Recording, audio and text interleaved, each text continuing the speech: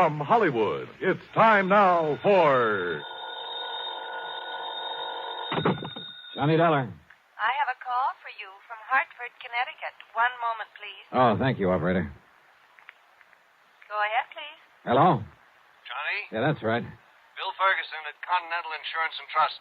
I'm glad I caught you before you left Los Angeles. Oh, I was just about to check out of my hotel here in Beverly Hills and grab the morning flight back east. Well, don't. Yeah? What's up? Do you remember Alvin Peabody Cartwright? Cartwright?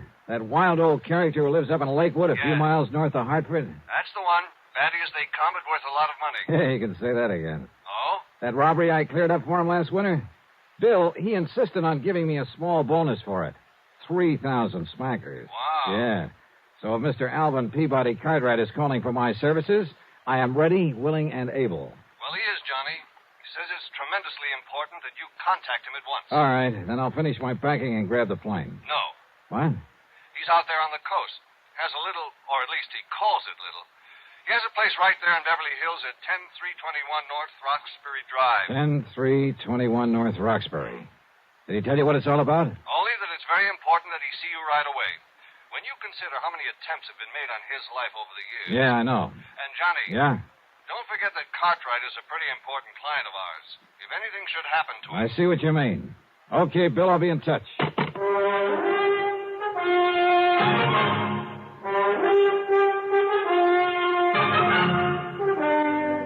Bob Bailey in the exciting adventures of the man with the action-packed expense account. America's fabulous freelance insurance investigator. Yours truly, Johnny Dollar.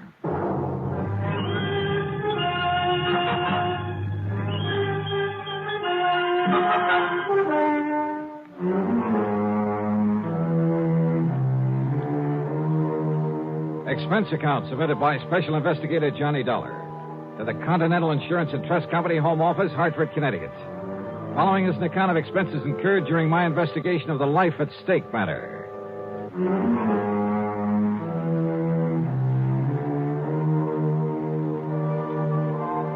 I notified the Beverly Hilton that I'd be staying over for a while and grabbed a Beverly Hills telephone directory.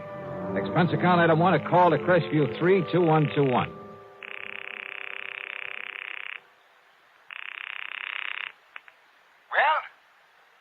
Well? Mr. Cartwright? Cartwright? Yes, sir. Cartwright, huh? Well, that's very interesting. I beg your pardon?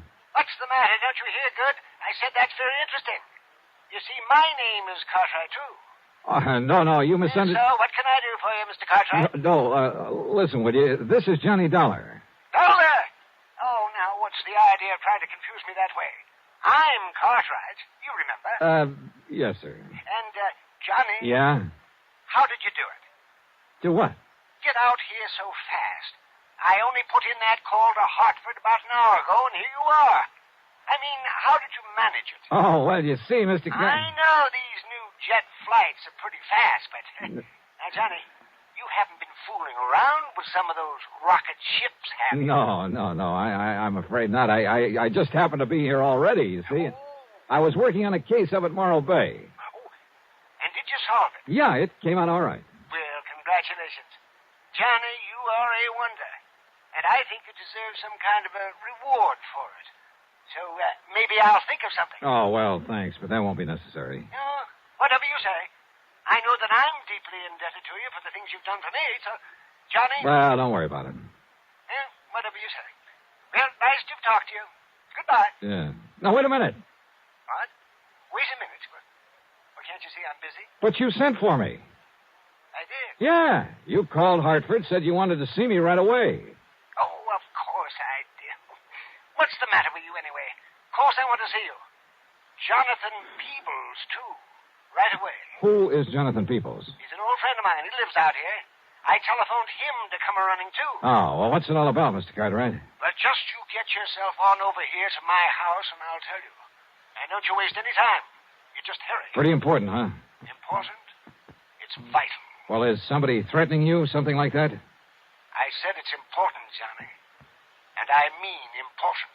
Okay, Mr. Cartwright. I'll be right over. Hurry, Johnny. Please. Yes, sir. Yeah, old man Cartwright was as wacky as a bedbug. But what Bill Ferguson had told me was true. A lot of people have tried over the years to get to him, get to his money. So I phoned the desk for an Avis rent-a-car and started down for my room. I say started. The youngster who came barreling down the hallway, chasing a hula hoop, was probably a very nice kid, a great joy to his parents. May even grow up to be president of the United States. But as I started out the door, that hoop caught me between the knees and down my leg. Oh! Daddy! Mommy! I killed him! I came to a couple of hours later on a table at the dispensary, I guess you'd call it, there at the hotel.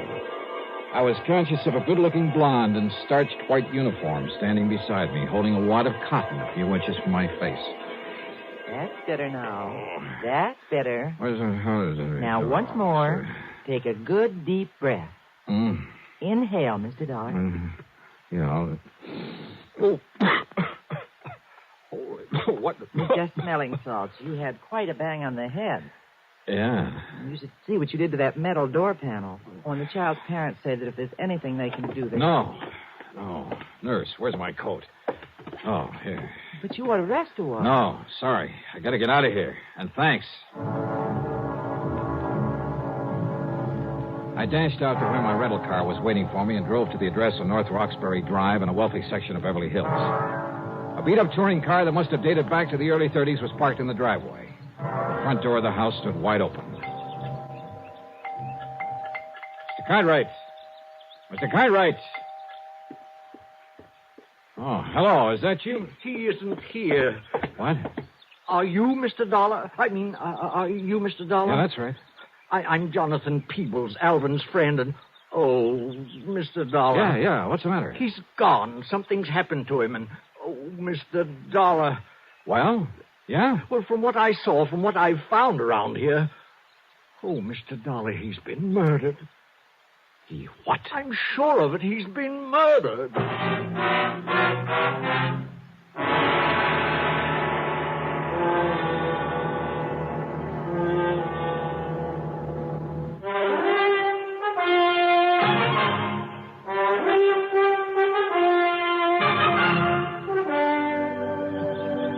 Mr. Cartwright has been murdered? Oh, Mr. Dollar, what can we do? Well, what happened? How long have you been here? He telephoned me, told me to come over here, that it was very urgent. Yeah, he told me the same thing. But he often does that. You know how he is. Always has to see me right away, immediately. And often it's just for some little thing like sharing some ice cream with him or seeing a new flower that's just come into bloom. Yeah, I know. Most anything. So now... that's why I didn't hurry coming over here. And anyhow, Betsy doesn't like to be pushed. Who is Betsy? Well, that's my nice old car that's parked out front. Didn't you see it? Oh, yeah, sure. I named it Betsy after an old white horse I used to have when I first came to California. I see. A wonderful horse. And would you believe how old she was when she finally died? No, and I don't care. Now, about Mr. Cartwright. Oh, yeah. Oh, dear Mr. Dollar. Well, when I finally got here a few minutes ago, I was surprised to find the front door standing wide open. But then I wasn't surprised either, if you know what I mean. I certainly do not know what you mean. Well, I mean that he often left it open that way, and I told him 1,000 times he shouldn't do it, that it was careless of him, and that one of these days some ruffian, knowing about all the money he had...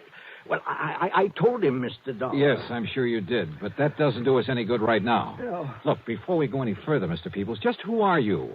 One of the many of Alvin Cartwright's eccentric old wealthy friends? No, I beg your pardon. I didn't quite mean that the way it sounded. Well, I should hope not. Believe me, I may be eccentric, but I am not wealthy.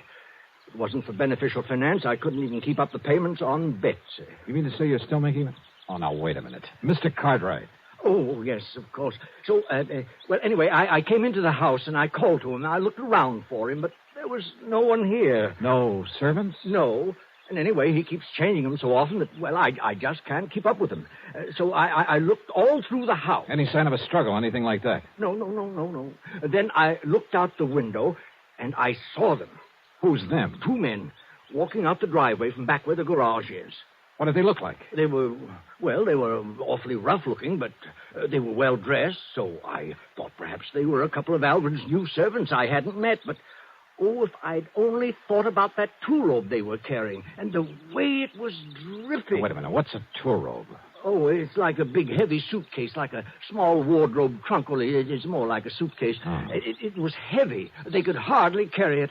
And, oh, Mr. Dollar. Wait a minute. Listen. You said it was dripping. Oh, yes. Oh, all over the drive. Come on. I think we better take a look. And close that front door. Oh, yes. Come on. These men were coming from the garage. That's right, yes. But Alvin doesn't have a car, so what could they be doing there? Is that where he kept his old luggage? Yes, and the frozen food locker and some garden tools. Oh, there. Now, look. Yeah, I see. Oh, Good Lord. oh yes, it's blood, isn't it? Yeah. Oh, they've killed him, dismembered him. Then, oh, Mr. Dollar.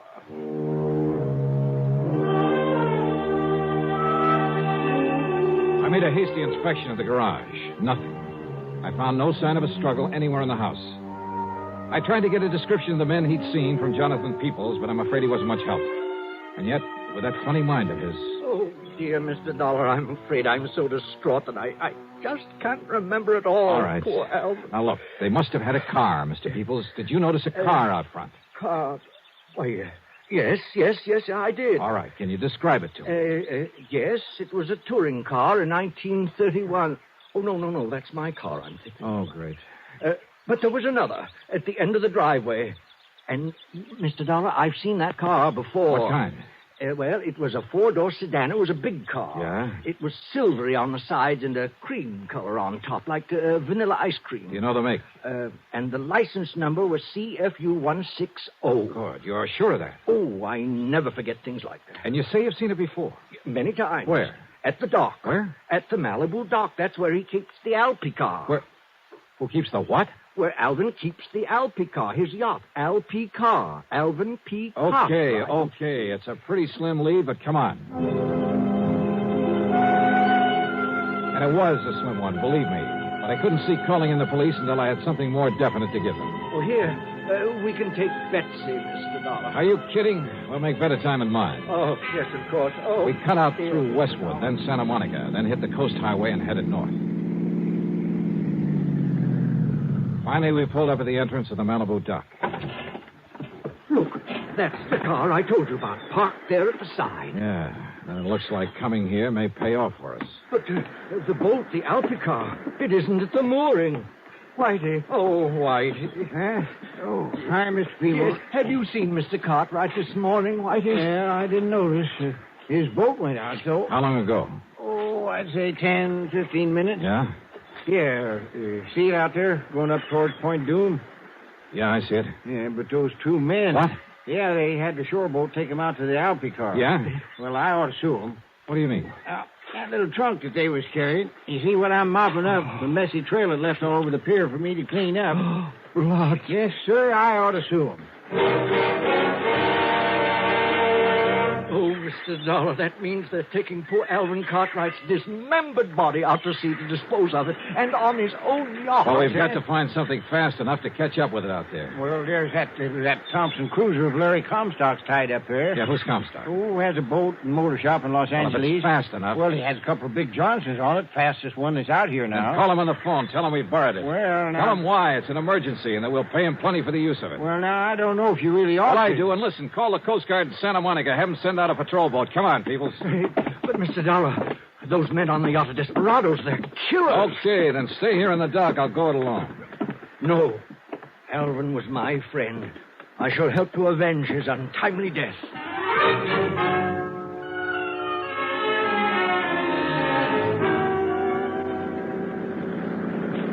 Maybe I should have left him behind.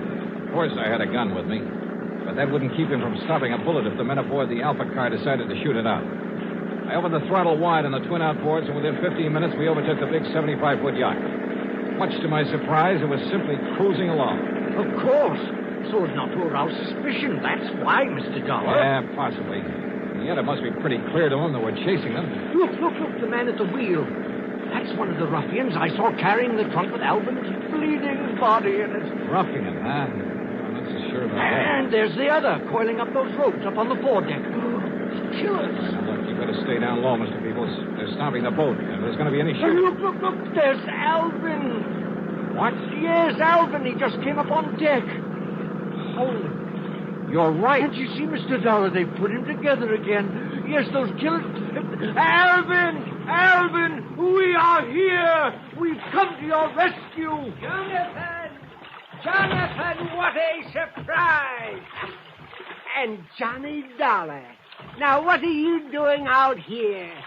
Are you kidding? What? Oh, of course. I remember now. I wanted to take you out for a nice long ride in my lovely yacht. Huh? Of course. That's why I called you. Johnny, I think you deserve something nice like this for all the good work you've done. And since you've done so many fine things for me over the years, I decided I should take you on a nice long cruise. And you could relax and eat and sleep and fish and... yeah. And that's why you called the insurance company to get in touch with me? That's right. Now, wasn't that a great idea? Well, I'll be. And I invited Jonathan along, too. But an awfully funny thing happened, Johnny. No. Yes, sir, Johnny. The minute we left the dock, I just knew there was something else that I'd forgotten. And you know what it was? Don't tell me. Of course I will. I'd forgotten to wait for you and Jonathan.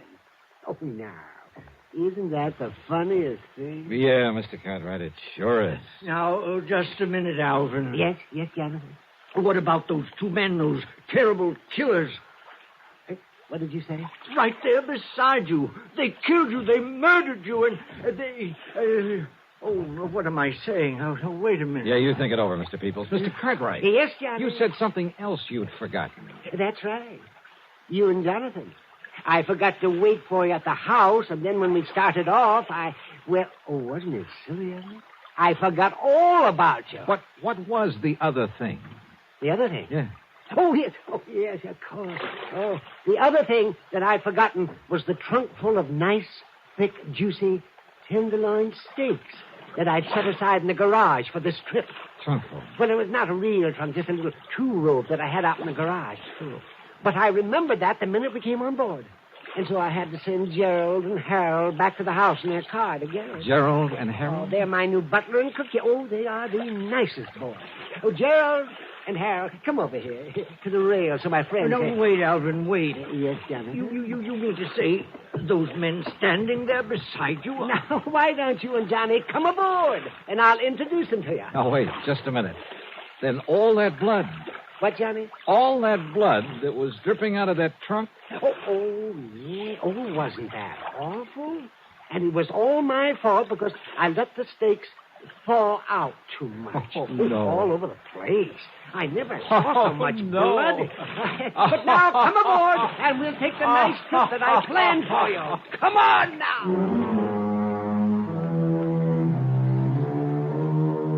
Hey, you know something? It's crazy. It's wild. But it does my heart good to get tangled up in something like this sometimes. Helps keep away the ulcers. As for the expense account, forget it. Alvin Peabody Cartwright shoved a check into my hands before I left that would cover the expense account 12 times over. As for Larry Comstock, the man whose boat I'd appropriated, well, when he heard the story of what had happened, he wouldn't accept a penny for it. So, that's that. Yours truly, Johnny Dollar.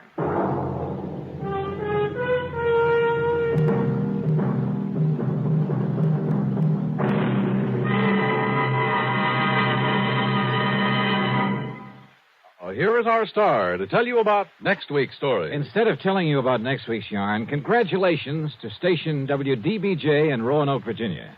35 years on the air. Pretty good, huh? Yours truly, Johnny Dollar.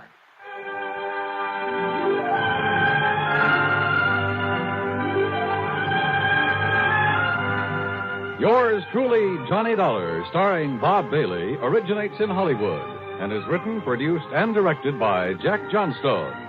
Heard in our cast were Virginia Gregg, Gene Tatum, Howard McNear, Forrest Lewis, Joseph Kearns, and Paul Dubov. Be sure to join us next week, same time and station, for another exciting story of yours truly, Johnny Dollar.